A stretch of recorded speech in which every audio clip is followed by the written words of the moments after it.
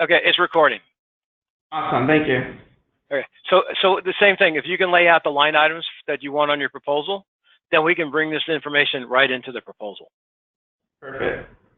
And I can work on our to make it do that. Yeah, and I send a spreadsheet or a PDF. This is only 2 of many, so we can bring open receivables, payables, receivable invoices. We can bring in clients. We can bring in purchase orders, whatever you want to bring in. As long as you get the template formatted in the same format, then it's just one mouse click to bring that stuff in, which is be a nice feature for you guys. All right, so that checks box number 1. Okay. All right. And then when you say schedule of values, I assume that means you're doing some kind of a % complete billing, progress billing? Yeah. Not all of our projects, but enough of them, correct. Yeah. I would say somewhere around 30% of our projects. Okay. So if you look down here, I go to accounts receivable. I have a way to bill a regular invoice for some of your guys, right? We have progress billing. I have unit price billing, which may or may not apply. I'll circle back to that. And then if you're doing a T&M billing, like you get a change order and they say do a T&M, we can also do a time and material billings with different markups and different billing rates. But if I go to progress billing, give it 1 second, and I go find the one I want because it's already filled out. One more. So these are just line items, right? This is my schedule of values. There's the original contract. You have the ability to add change orders here, or you can add the change orders at the bottom. We don't care. It's whatever you want to do, but we have the ability to put those change orders on there. And this happens to be application number 1, so there's nothing previous, so it's all in the current. So you can either come in here and enter an amount that you want to bill, or you can come over here and enter the % that you want to bill, and it will do the calculations for you. Okay. And what does that look like? It looks like this, and probably the same as you're doing.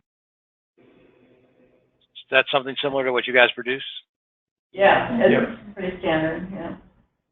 So here's the cool thing. So it's that page, right? Then you go to the next page, which got all of the detail lines.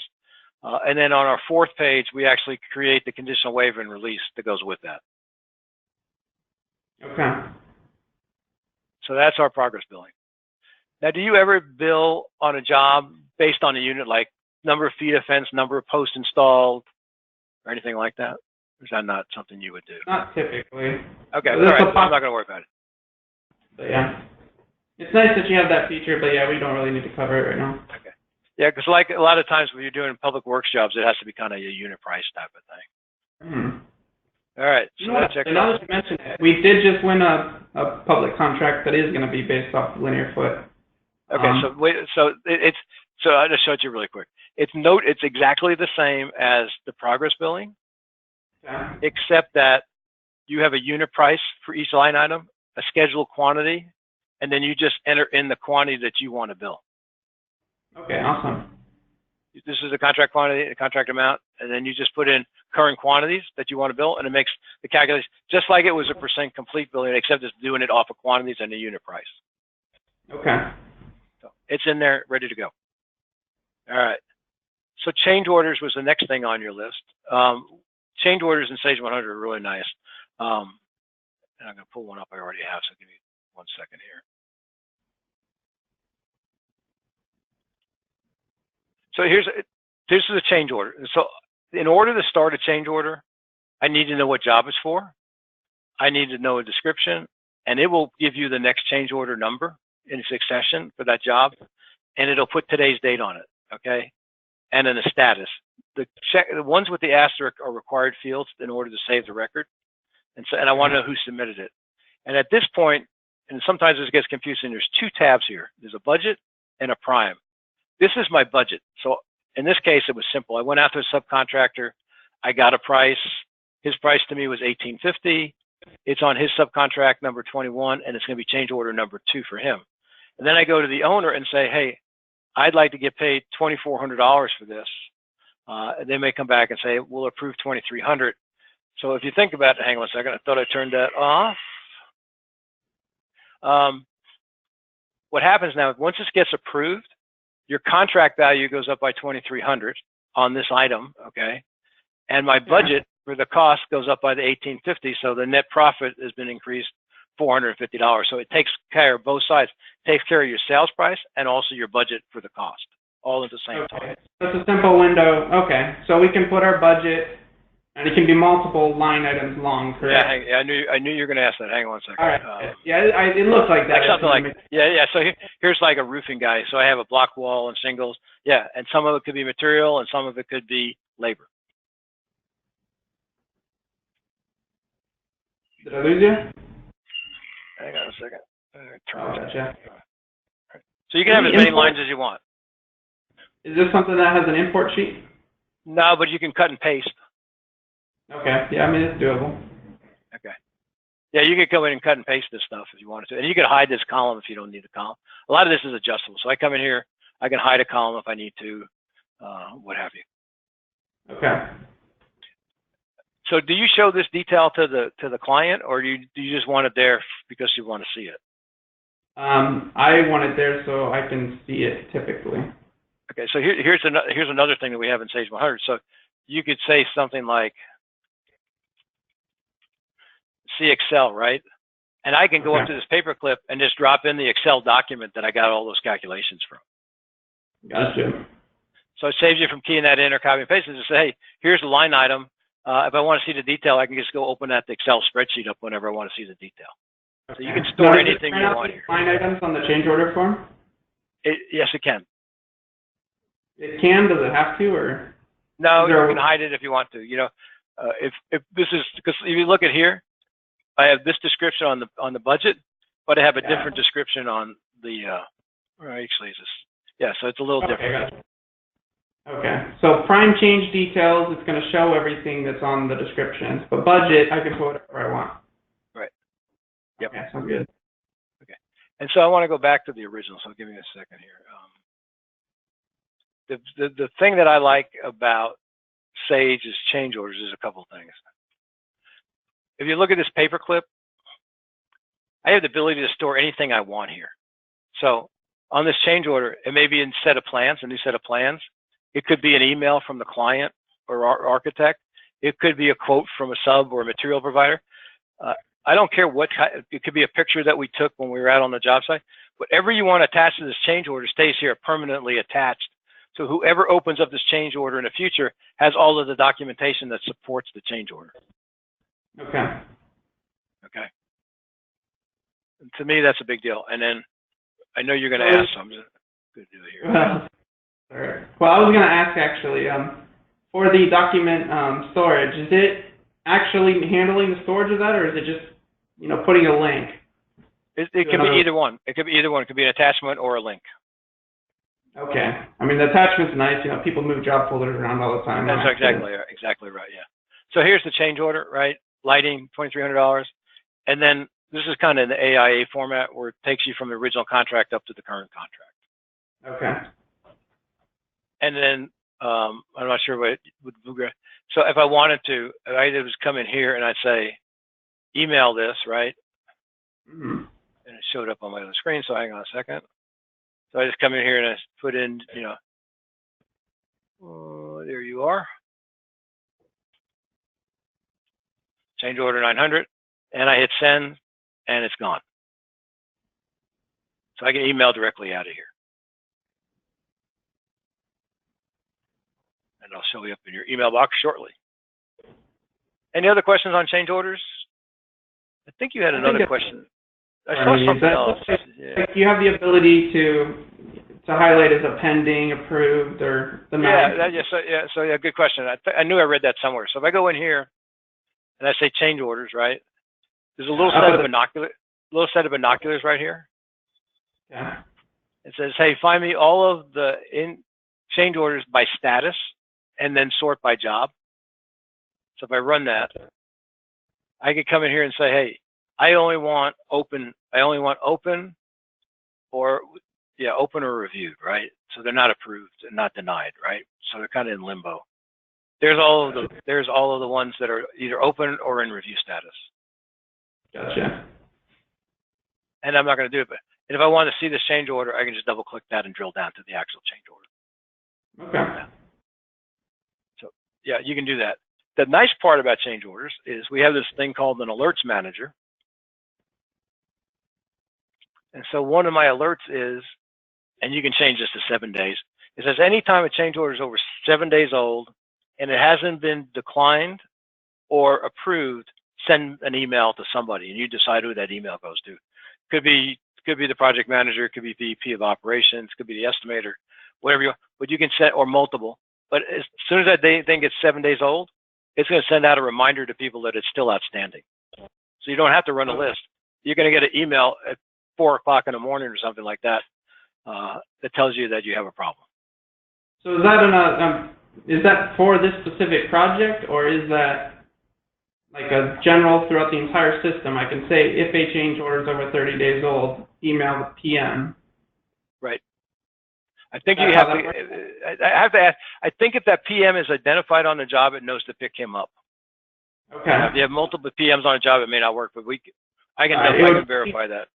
Primary PM. Okay. Yeah, that's cool. But I'll verify that. Yeah.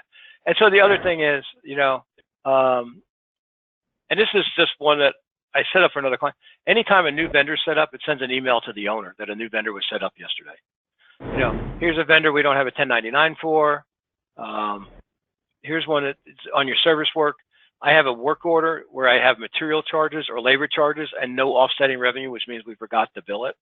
But I can get a weekly or daily reminder of all of the work orders that have costs applied, but no offsetting revenue, so I don't forget to bill it. So these are all customized. These are all custom written, easy to do. And then the one that everybody, go ahead. I was just going to have you click on new real quick. I wanted to see what that actually looked like when you set it up. Oh, gotcha. All right, never mind. That's easy. So they go in here and say, hey, I want to go into project management, and I want to go into purchase orders, right? And you pick out purchase orders. And then you start saying, I want the order number, I want to know who the vendor is, I want to know what the schedule date was, right? Yeah. And if the schedule date is X and delivery date is blank, then you can run a test and say, hey, if it's scheduled for before today and it's not delivered yet, I want to know. So you can compare different fields to get those things. But it's pretty simple. Once you set up your first couple, it's pretty easy. Yeah, it looks really simple, and I like that feature. Yeah. The one that everybody uses is, as you're going forward on your projects, if you have a budget to, like, let's just say it's to install the gate, as a stupid example. You're going to install a gate and you have a $2,000 budget. The day that hits 2001, it will send out an email alert saying that you're over budget. Okay. So all of these things are automatic. They just run at night. They show up in your email box. That's that. When you say, the next one you have on your list is construction management. So why don't you tell me what you're thinking about when you say construction management? I'm kind of open to that one. I mean, some software has scheduling involved. Okay. All right. Contract documents. Yeah, so that's all in here, right? So we have document control. So RFIs, transmittals, submittals, daily field reports, punch list, right? When you're finishing up a job. And then also under that, we have scheduling as well.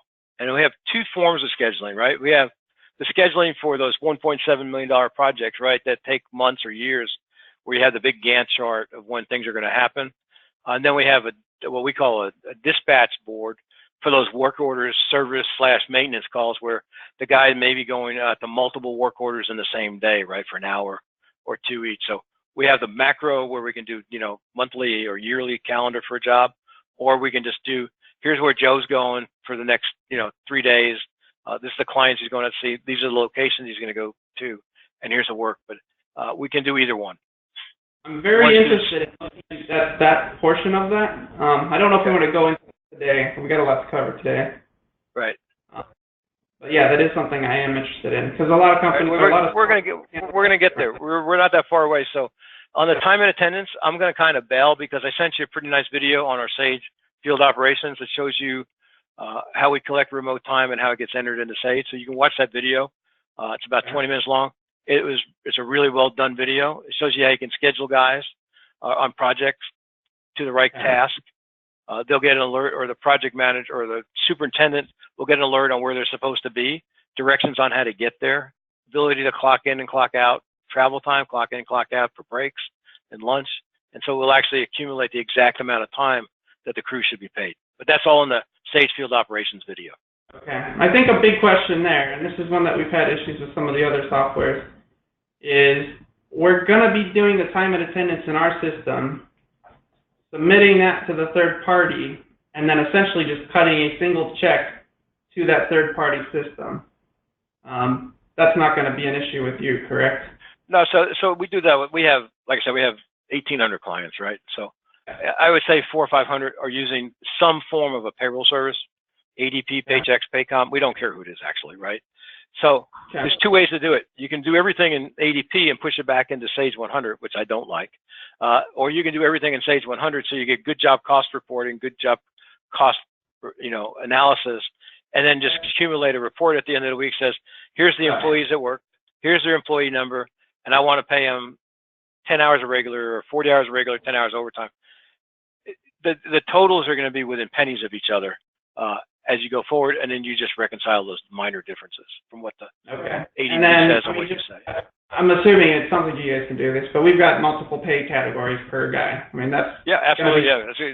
Yeah, we don't care. Yeah, so you guys are union, right? Yes, correct.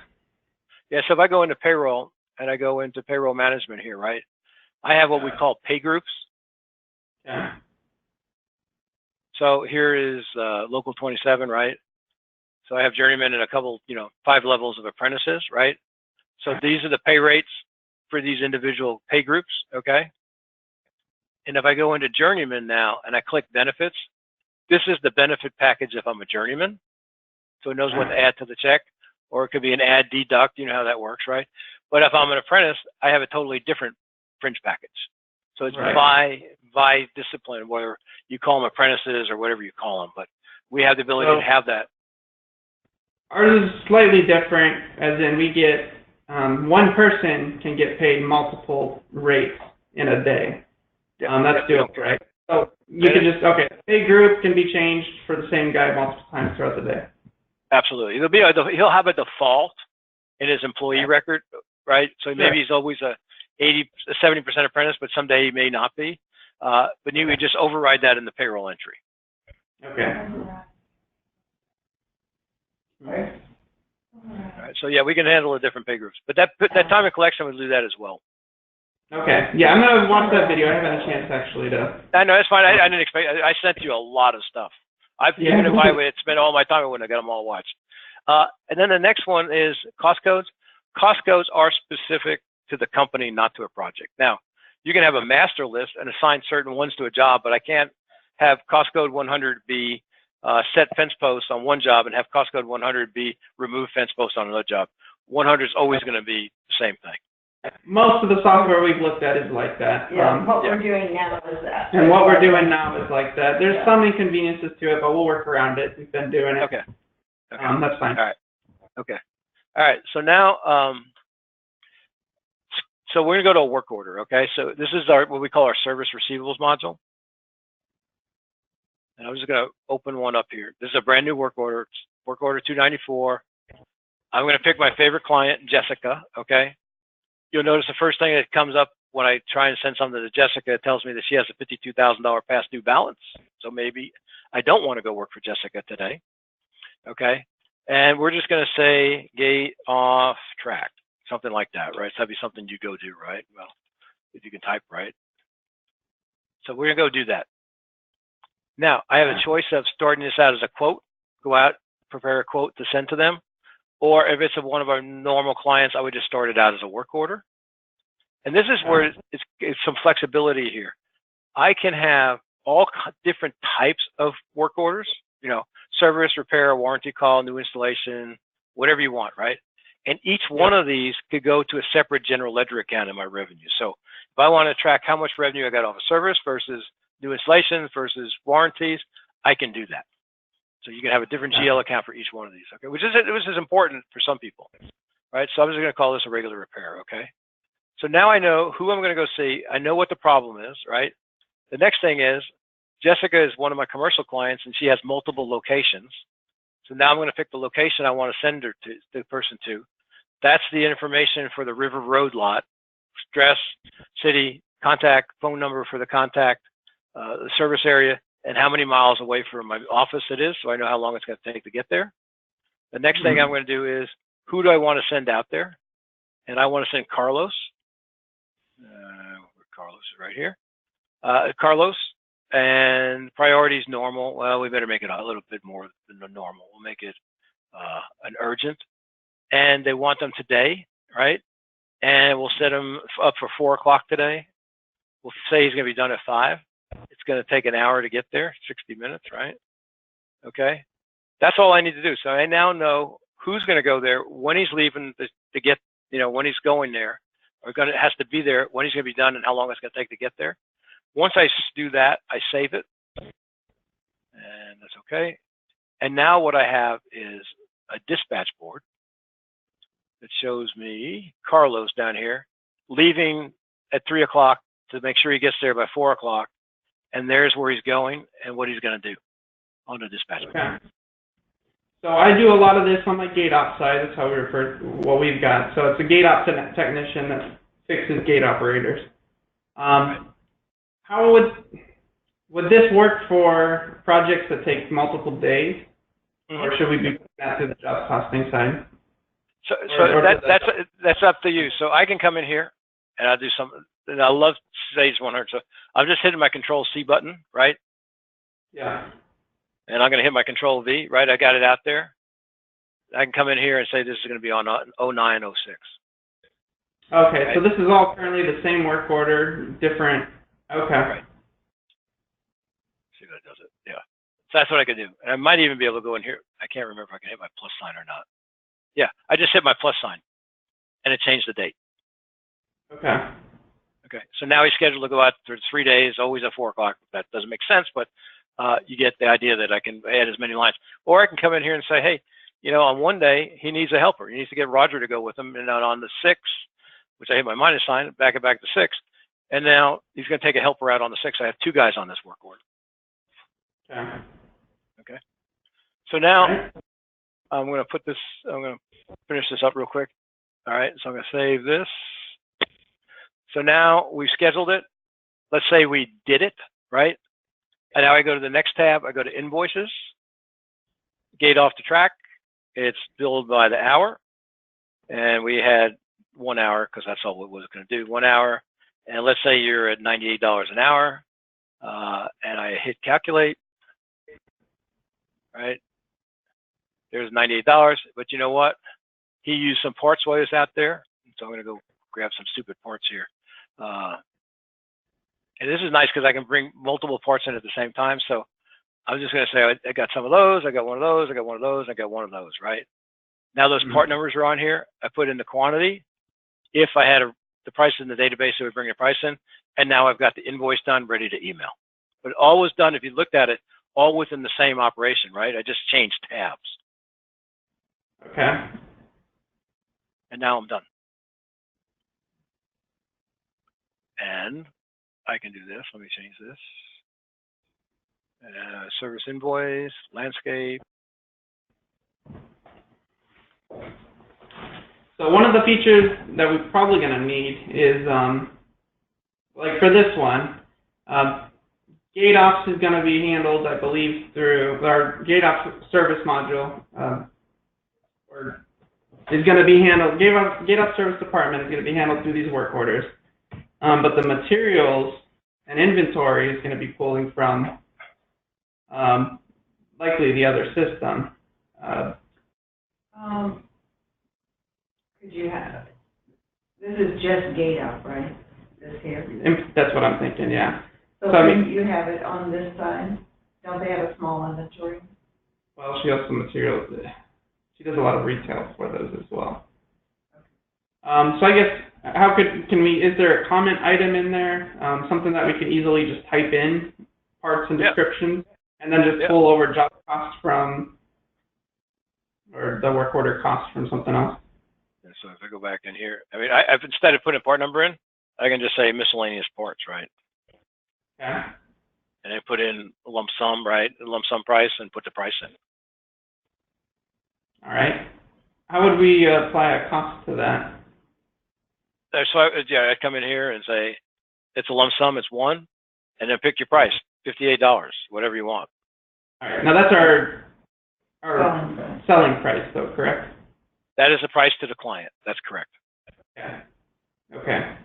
And then assigning. So how many parts do you have in your materials division, so to speak? I mean, there's 100 parts or 1,000 parts? Probably closer to like maybe 90,000 parts. Like probably maybe 30. Let's say 30 to 90. Honestly, it depends on what I'm considering. This is just personal opinion, right? And we're just, today's the discovery call, so we're not writing this down and etching it in stone, right? Yeah. I would probably create the parts in this company as well, right? Yeah.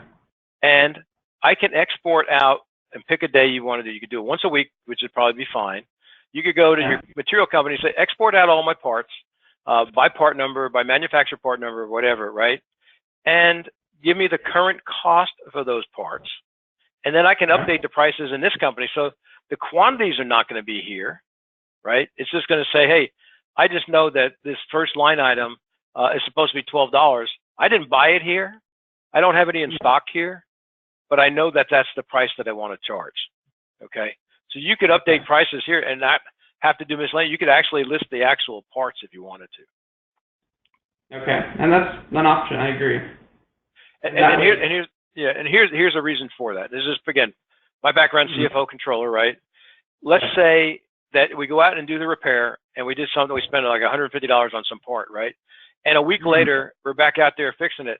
I would love to be able to go back to the work order to know what part failed so I know who to return it to get a credit for the part, right? Type thing. Then that's why I would want the part numbers listed. Okay. Because if you just say miscellaneous, you'll never know who you got the part from or who the manufacturer was or anything else, or the reseller. Right. So that's the only reason I would want to duplicate my inventory. And 90 items, even 500 items would not be that big a deal. Right. So let's say it is just a miscellaneous part. It's not going to be in the inventory system. Is there a way for me to apply a cost to that to the work order? Or is there another way? No. Okay. You would not know the cost. You'd only have the sales price. Yeah. There's nothing to go look at, right? Right. All right. But are those in inventory, or are you buying those from the other company to get those parts? Well, it could be something that I've got in inventory that it just so happens to know how much I paid for it, which admittedly is going to be difficult with accounting anyway. But what if I bought, a bolt from Home Depot or something like that? I guess that's probably going to be so when that invoice comes in, right, from Home Depot, right? Invoice 100 from Home Depot for a part for $100. You would instead of charging it to the job, you would charge it to the work order number, and then the cost would be accumulated. Okay. All right. All right. So while I'm here, and I never can find this, so you have to bear with me because it's always I think it's under this one here. Give me 1 second. Yeah. So these bottom ones, number 61, 62, 71, 72, these are just killer reports. And so this is service profitability by client or job, but I can also sort it by these filters like, hey, you know what? I only want to look at the ones that Jessica was the client and Carlos was the technician, right? And when I run this, these are all the work orders I did for Jessica, that Carlos was the technician. I can see how much I billed and what my gross profit was and what the percent of profit was. Nice. Right? So I can do that by technician, I can do that by salesperson, I can do that by whatever you saw on that list, or by client, or by type. The nice part is this report's there. Now I have data that I can actually use, right? Because I'm accumulating the cost for labor, the parts, and I'm also know what I build it out as. I can tell who my profitable clients are and which ones aren't. Nice. These are all standard reports. Real quick on the work order side too.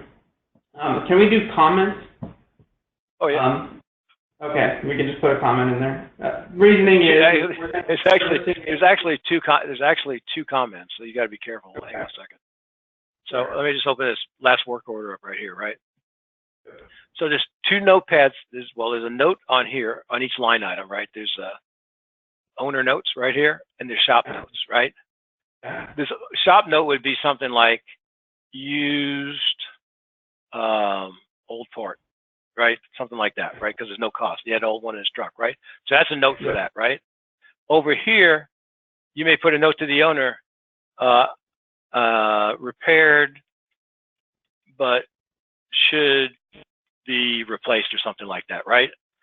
Gotcha. And so that's a note to the client, right?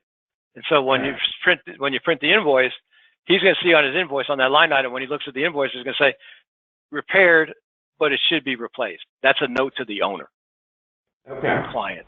Okay. So you have two note fields. Don't do what one of my clients did, by the way. He typed in the owner's field. This guy is a moron. The client wasn't happy, but then he kind of thought it was kind of funny. But after a while, but it was a little bit of heartache there for you. So you have two different fields, and you have the notepad. So what a lot of our clients do, and maybe you do this as well, they'll take a picture of the site when they get there, and they'll take a picture of the site when they leave and attach it to this work order. And so when the client calls up and says, "You guys left a mess, I'm taking $50 off your thing," you can send them the two pictures that show that it's the before and after, they're the same. Okay. So all kinds of options. Let's say there's a client-specific location, and I've got, a $10,000 operator that I frequently service, and I want to have, track the model number, serial number, and stuff like that. Do you have an option or a way to do that? Oh, yeah. So let's go back. Let me close these up real quick.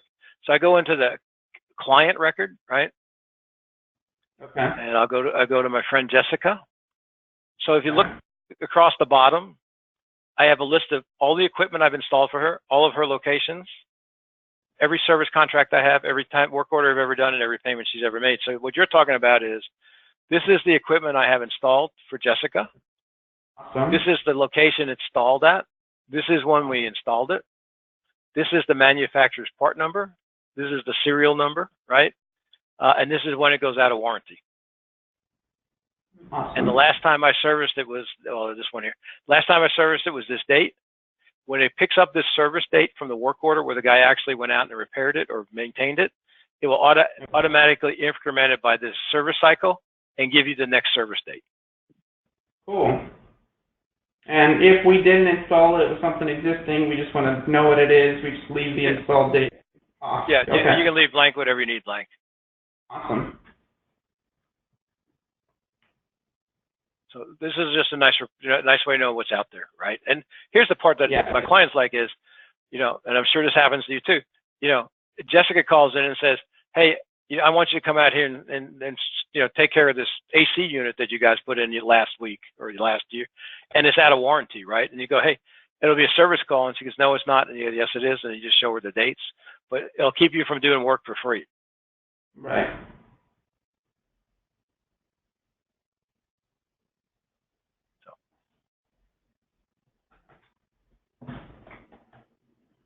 All right, so I think we beat up pretty much everything at your top list.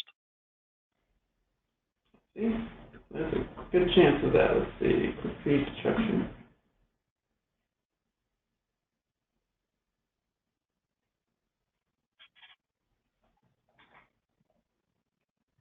All right.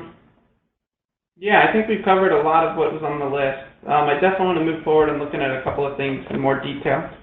I don't know if we've got time for that today or not, but yeah, it depends on what you want to look at. If I'm capable of doing it, I'll do it.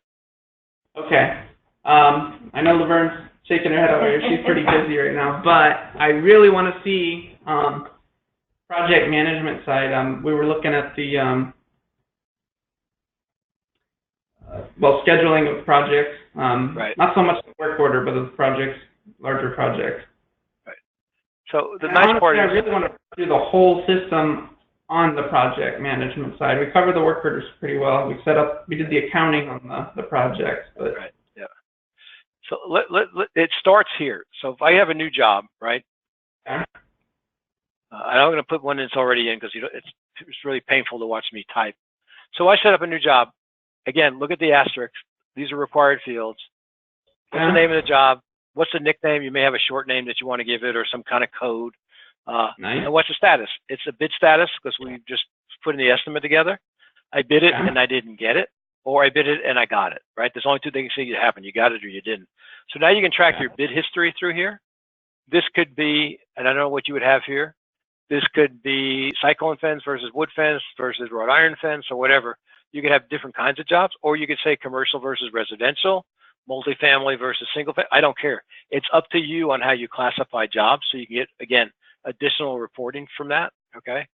And then the rest of it's boilerplate stuff. Who the client is, what income account goes into GL, who the contacts are for this job, who estimated it, etc. And then you have a whole bunch of dates back here. So when did I get the plans? When do I have to turn the bid in? When did I sign the contract, etc. But all of these fields can be changed and edited the way you want. Like I know you have to do dig alerts. So this is the dig alert number. And this should be the date the dig alert expires, just so we have a list of all of our dig alerts. So these are all customizable fields that you can use that as you wish. So you have project date, sales information, but I can actually add more sections. You could add more if you wanted to. These 18 are sit on the screen, but if I want to change this dump site to I'm gonna hit my function 7 button, right? Instead of dump site, I want to know the gate manufacturer, right, or the whatever, or the closer manufacturer, right? I could put something like that, and I would know who made the gate the gate thing. But you can change descriptions if you need to. And it looks like you can actually change it on the project itself. Right. These are specific to all projects. Okay. So you have a default, but you just changed this specific project. Oh, that's actually pretty nice. Okay. So let's say this is old, right, or whatever. So now I can, if I have I want to know how many gates made by old or whatever, I can run a list because it's in here. But this is going to apply to every job. You can't change this by job. It's specific to all projects. Oh, okay, okay. But the part my clients like, if you look at the very bottom, a little bit about project management, right? This job 2, there's the bid items on the proposal. There's the budget for each of my cost codes. There's every PO written, every subcontract written, every change order written, every invoice, etc. So if I want to see every PO written, there's every PO. I have the ability to click that and get back to the detail of what makes that up. So everything for this project is on one page. Okay.